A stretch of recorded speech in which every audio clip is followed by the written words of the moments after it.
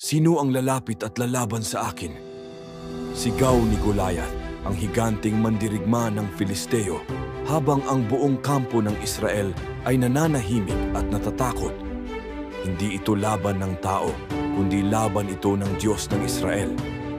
Tugon ni David, ang batang pastol na may tapang sa puso at pananampalataya sa Diyos. David at Goliath, ang batang pastol na hinarap ang higante noong panahon ni Haring Saul, nagkaroon ng digmaan sa pagitan ng mga Israelita at Filisteo. Araw-araw, lumalabas si Goliath sa gitna ng labanang patag. Napakataas niya, halos 3 metro ang taas, at ang kanyang baluti ay napakabigat.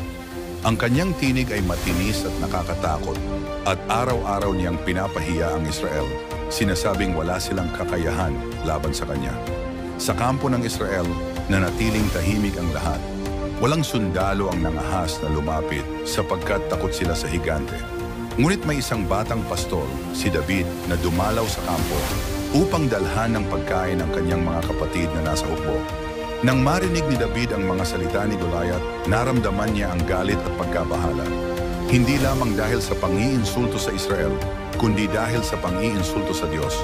Sinabi niya sa mga Israelita, "Sino ang lalapit at lalaban sa higanting ito para sa kaluwalhatian ng Diyos?"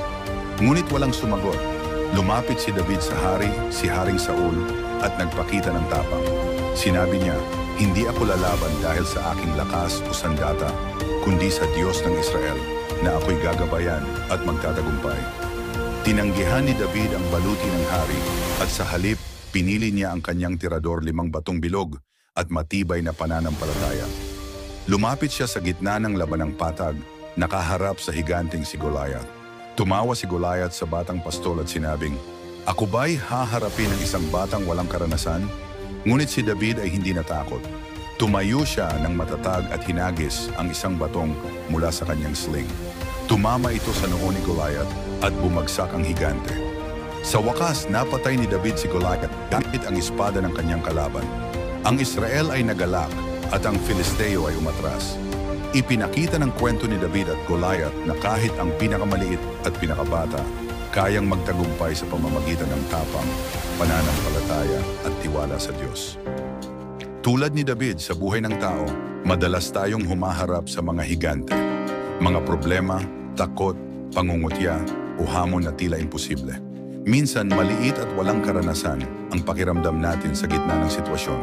Ngunit gaya ni David, ang tunay na lakas ay nagmumula sa pananampalataya, determinasyon, at tapang na harapin ang hamon ng may tiwala sa Diyos o sa sariling kakayahan.